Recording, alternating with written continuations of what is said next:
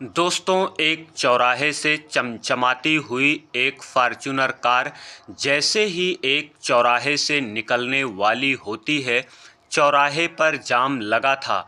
जो उस कार में बैठा हुआ था अपने ड्राइवर से कहता है कि भाई साहब थोड़ी देर रुक जाओ, इतनी भी क्या जल्दी है, बहुत सारे लोग सामने खड़े हुए हैं और मुझे लग रहा है कि जाम काफ़ी लंबा है, इसलिए जल्दबाजी ना करो, आराम से चलो।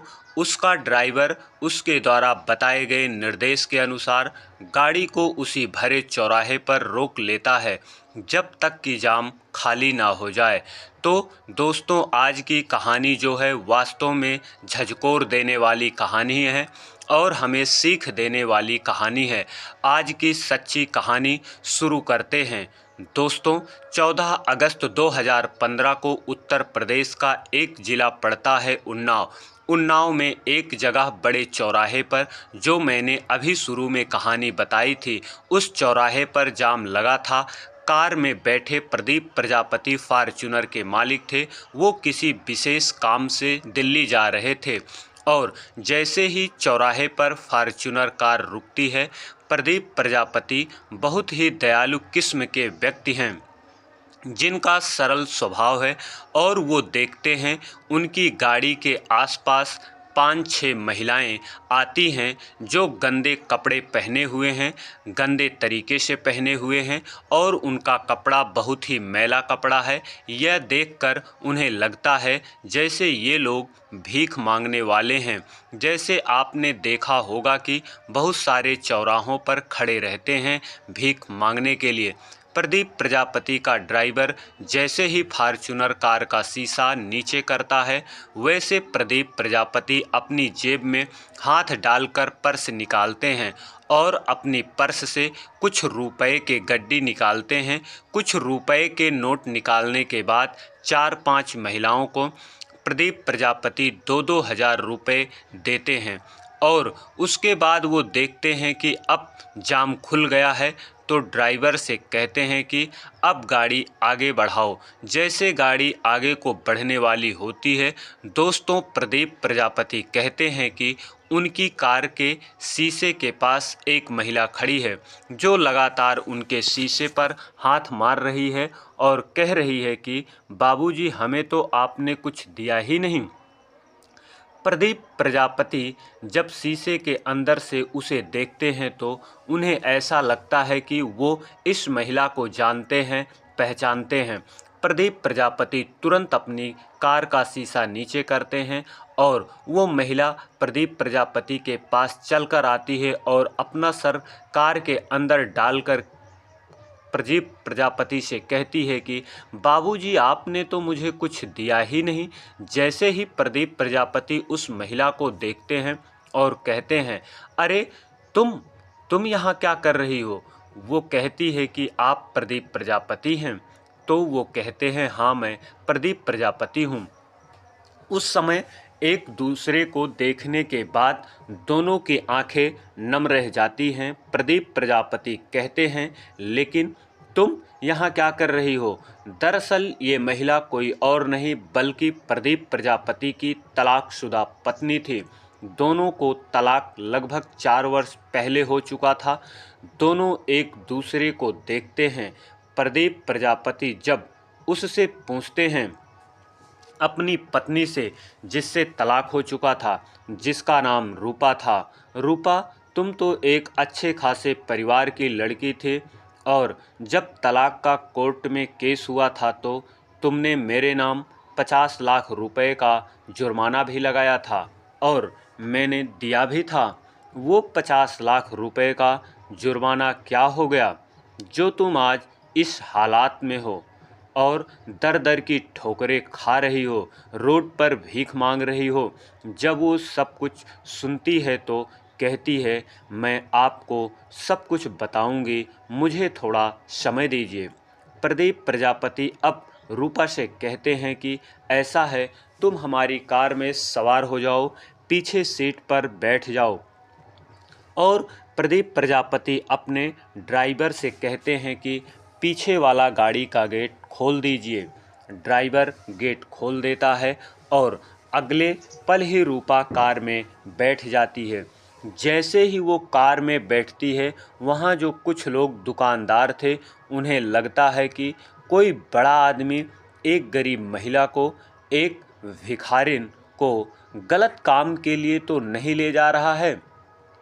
तो वहाँ लोगों की भीड़ लग जाती है, लगभग पूरी बाज़ार इकट्ठा हो जाती है ये जानने के लिए आखिर एक फार्चूनर वाला व्यक्ति, बड़ा अमीर आदमी, एक गरीब भिखारिन को क्यों ले जा रहा है, उसने अपनी गाड़ी में क्यों बैठाया है। दोस्तों, जब वो महिला गाड़ी में बैठ रही थी, उसके साथ जो 3-4 भीख मांगने वाली और महिलाएं थीं, उनको शक हो गया था। उनको ये सारी कहानी नहीं पता था। आखिर ये महिला गाड़ी में क्यों बैठ रही है, फॉर्च्यूनर कार में बैठे व्यक्ति से महिला का क्या संबंध है। उन महिलाओं ने आपस में जब तेज़ी से बातें करना शुरू की तो वो सारी बातें 2 मिनट के अंदर पूरे बाज़ार में फैल गई थी। पूरे बाज़ार वाले इकट्ठा हो गए थे। जैसे पूरे बाज़ार वाले इकट्ठा होते हैं, उस महिला से पूछते हैं तो भिखारिन कहती है, ये मेरे तलाकशुदा पति प्रदीप प्रजापति मुझे ये ज़बरदस्ती नहीं ले जा रहे हैं, बल्कि मैं इनके साथ खुद जा रही हूँ। प्रदीप प्रजापति रूपा को अपने साथ लेकर जाते हैं, एक होटल पर बैठाते हैं और वहाँ वो अपने ड्राइवर को कुछ पैसे देते हैं और कहते हैं कि जाओ मार्केट से इनके लिए एक अच्छी साड़ी खरीद ले आओ और चप्पल की जोड़ी भी खरीद कर ले आओ। ड्राइवर तुरंत अपने मालिक की बात मानकर बगल के एक मार्केट से खरीद कर ले आता है। तब तक वो होटल पर बैठे बैठे अपनी पत्नी से कहते हैं रूपा से, रूपा तुम होटल के अंदर जाओ और महिला स्नानागार घर में स्नान करके आओ। अब रूपा स्नान करके आती है और प्रदीप प्रजापति उसे नया कपड़ा पहनाते हैं। दोस्तों, वो नया कपड़ा पहनने के बाद वो ऐसी लग रही थी जैसे नई नवेली दुल्हन, बहुत ही खूबसूरत। जब प्रदीप प्रजापति देखते हैं तो वो देखते ही रह जाते हैं। वो सोचते हैं कि इसकी परिस्थिति ये भले ही कैसी हो, लेकिन इसका चाल चलन, चेहरा मोहरा कुछ नहीं बदला। ये सिर्फ हालात की मारी है, सिर्फ मजबूरियों की मारी है। प्रदीप प्रजापति उससे कहते हैं कि मैं किसी ज़रूरी काम से दिल्ली जा रहा हूँ, अगर मुझे तुम थोड़ा सा समय दो तो मैं तुमसे कल आकर मिलूँगा। तुम अपना पता दो मुझे कि तुम किस जगह पर रहती हो, तो मैं दिल्ली से वापस लौटने के बाद तुमसे मुलाकात करूँगा। और महिला भिखारिन अपने तलाकशुदा पति को पाकर खुशी का कोई ठिकाना ना था। वो कहती है ठीक है। वो अपने कमरे पर चली जाती है और प्रदीप प्रजापति दिल्ली चले जाते हैं। दिल्ली में दिन में अपना सब काम जल्दी से निपटाकर जब होटल में सोने जाते हैं तो प्रदीप प्रजापति की वो रात बिल्कुल नहीं कट रही थी और ना रूपा की जो चौराहे पर भीख मांग रही थी उसकी भी वो रात नहीं कट रही थी। दोस्तों, दोनों ने उथल पुथल की स्थिति में करवट अदल बदल कर रात बिताई। अगले दिन प्रदीप प्रजापति दिल्ली से लौटते हैं और रूपा के द्वारा बताए गए पते पर पहुंचते हैं। पता चला रूपा वहां है कि ही नहीं, फिर अपने काम यानी भीख मांगने जा चुकी है। फिर वो उसी चौराहे पर आते हैं जहां पर रूपा उन्हें पिछले दिन मिली थी। रूपा को फिर से अपनी कार में बैठाते हैं। कार में बैठाने के बाद रूपा उन्हें अपने कमरे पर ले जाती है जहां पर एक छोटे से कमरे में किराए पर रहती थी। जब वो उस कमरे में अंदर जाते हैं वो देखते हैं कि एक चारपाई थोड़ा टूटी फूटी पड़ी है जिस पर रूपा लेटती थी। चारपाई के बगल दीवार में प्रदीप प्रजापति और रूपा की एक फ़ोटो लगी हुई है। प्रदीप प्रजापति की नज़र जब उस फोटो पर पड़ती है तो रूपा से पूछते हैं रूपा, हमारा तुम्हारा तो तलाक 2-3 साल पहले हो चुका है। हमारे तुम्हारे रास्ते अलग हो गए थे। सब कुछ बंटवारा हो चुका था, सब कुछ तय हो चुका था। तुमने हमारे ऊपर हर्जाना भी 50 लाख रुपए का लगाया था, मैंने तुम्हें दे भी दिया था। तो ये आखिर हमारी तस्वीर क्यों लगा रखी हो? रूपा फूट फूट कर रोने लगती है और कहती है कि मैंने आपको तलाक भले ही दे दिया था, लेकिन उस तलाक के पीछे मेरी रजामंदी नहीं थी। मैं आपको कभी तलाक देना ही नहीं चाहती थी। मैं आज भी आपको उतना ही प्यार करती हूँ जितना कि शादी के बाद किया करती थी। प्रदीप प्रजापति कहते हैं कि फिर तुमने मुझे तलाक क्यों दे दिया? तब वह पूरी कहानी बताती है। वह कहती है कि रूपा के एक जीजा होते हैं और रूपा के पिता और रूपा का एक भाई होता है। प्रदीप प्रजापति एक बहुत बड़े बिजनेसमैन थे। उनके पास बहुत सारी संपत्ति थी, अकूत धन दौलत था और प्रदीप प्रजापति अपने माँ बाप के इकलौते बेटे थे। तो प्रदीप प्रजापति की अब शादी हुई थी, तो रूपा के घर वाले से रूपा के जीजा जो थे प्रदीप प्रजापति के यहाँ रिश्ता जब देखने गए थे, तो देखते हैं कि इनके यहाँ सब कुछ भरा पड़ा है, किसी चीज़ की कमी नहीं है, अकूत संपत्ति है। ये तो बहुत बड़े रईस आदमी हैं, इनके पास बहुत सारी धन दौलत है। रूपा के पापा सोचते हैं कि हमें चाहे जो करना पड़े, लड़का इकलौता है, हम शादी इसी के यहाँ करेंगे। और अंत में होता भी वही है, शादी प्रदीप प्रजापति से ही करते हैं। और जब शादी हो जाती है तो जो जो रूपा का जीजा था वो बहुत ही लालची आदमी था और वो जो कहता था वही रूपा के मायके वाले मानते थे।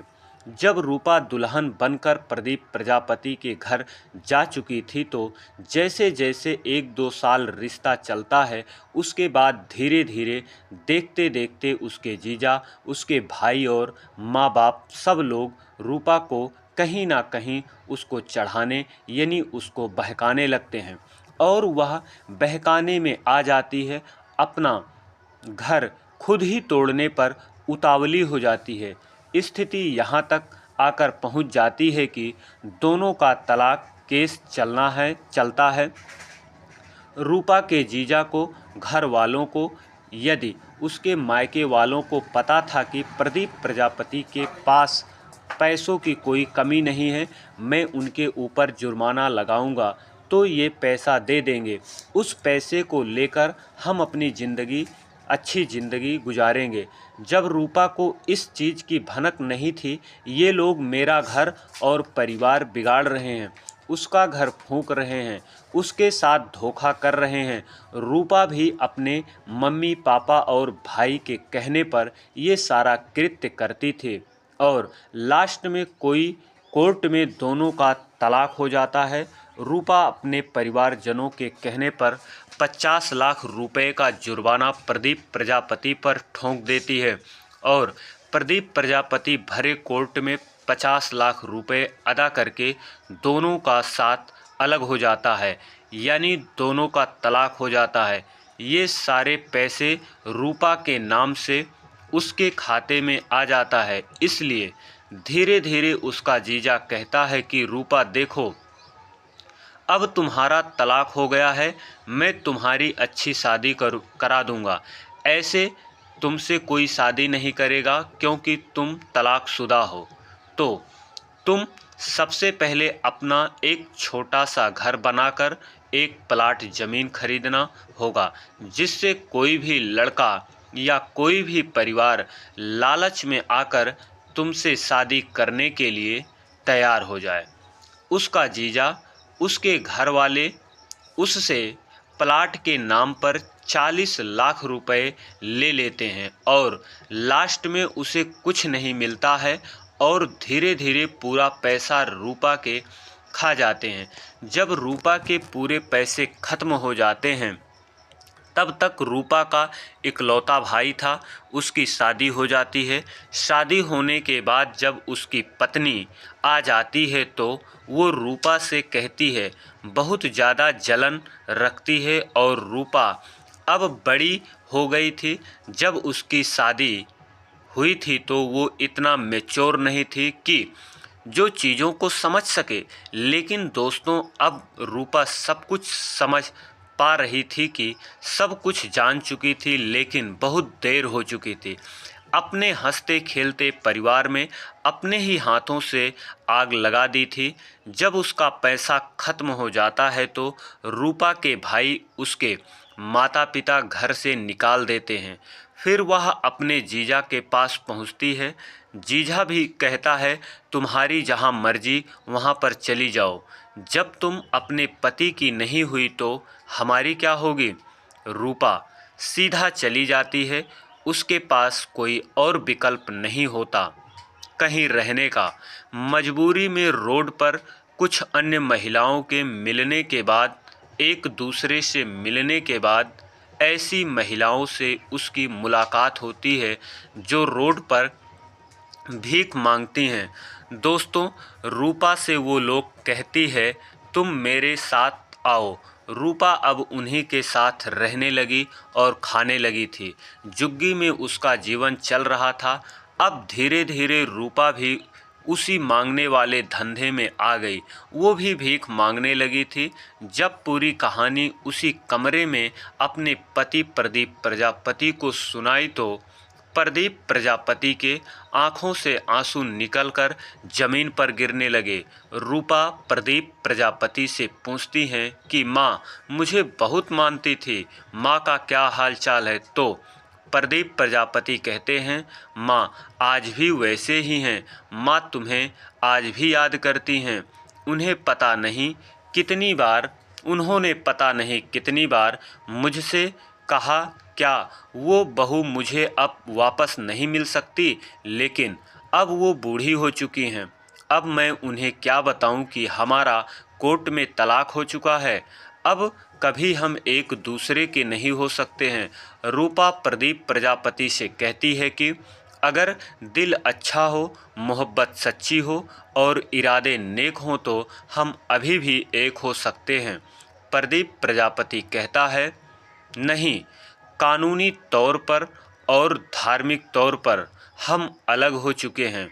इतना कहकर वह कुछ पैसे निकालता है और कहता है कि ये पैसे रखो, हर महीने का जो तुम्हारा खर्चा होगा उसको मैं देता रहूँगा, मुझसे लेते रहना, लेकिन मैं तुम्हें अपने साथ नहीं ले जा सकता हूँ, नहीं रख सकता। तो रूपा को पैसे देता है, अपनी कार में बैठ जाता है। जैसे ही कार में सवार हो जाता है, रूपा उसका पांव पकड़कर रोने लगती है और प्रदीप प्रजापति का भी दिल पिघल जाता है।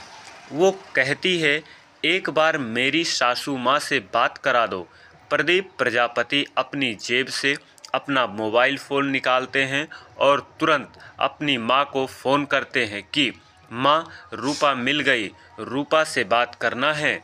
जैसे ही यह बात प्रदीप की माँ सुनती हैं, सोचती हैं कितने दिनों बाद रूपा आज उसके बेटे को मिली है। वह तुरंत अपने बेटे से कहती हैं कि बेटा बात कराओ। बहू से प्रदीप प्रजापति अपना मोबाइल फ़ोन अपनी तलाकशुदा पत्नी को पकड़ाता है। अब सास और बहू दोनों एक दूसरे से काफ़ी बात करते हैं। प्रदीप प्रजापति की माँ प्रदीप से कहती है, ऐसा करो तुम बहू को सीधा घर लेकर आओ। प्रदीप चुप हो जाता है, अपनी माँ की बातों को टाल नहीं सकता है, माँ की बात को काट नहीं पा रहा था। तो अपने उसी फार्चूनर में रूपा को बैठाता है, सीधा लेकर अपने घर पहुंचता है। दोस्तों, जैसे ही घर पहुंचता है, देखता है उसकी माँ आरती की थाल सजाकर अपनी बहू का इंतज़ार कर रही थी। वह अपनी बहू की आरती करती है, वो एक दूसरे के गले मिलती है। सास और बहू खूब रोती हैं। उसके बाद प्रदीप प्रजापति कहता है, माँ, ये वही रूपा है जिसने कोर्ट में मुझसे 50 लाख रुपए का जुर्माना लगाया था और मैंने 50 लाख रुपए दिए थे। क्या इस महिला को दोबारा अपने घर में रखना चाहिए? उसकी माँ उससे कहती है, बेटा, अगर सुबह का भूला व्यक्ति शाम को घर वापस आ जाए तो उसे भूला नहीं कहते। ये भी इंसान है और गलती हमेशा इंसान से ही होती है। अगर इससे कोई गलती हो गई है उसे माफ़ कर दीजिए। प्रदीप प्रजापति अपनी तलाकशुदा पत्नी को माफ़ कर देता है। दोस्तों, एक बार फिर प्रदीप प्रजापति और रूपा एक नई जिंदगी की शुरुआत करते हैं, एक साथ बहुत प्यार से रहने लगते हैं। दोस्तों, यदि कहानी अच्छी लगी हो तो हमें कमेंट करके ज़रूर बताएं। यदि चैनल पर नए हैं तो चैनल को सब्सक्राइब कर दीजिए और वीडियो को लाइक कर दीजिए। धन्यवाद।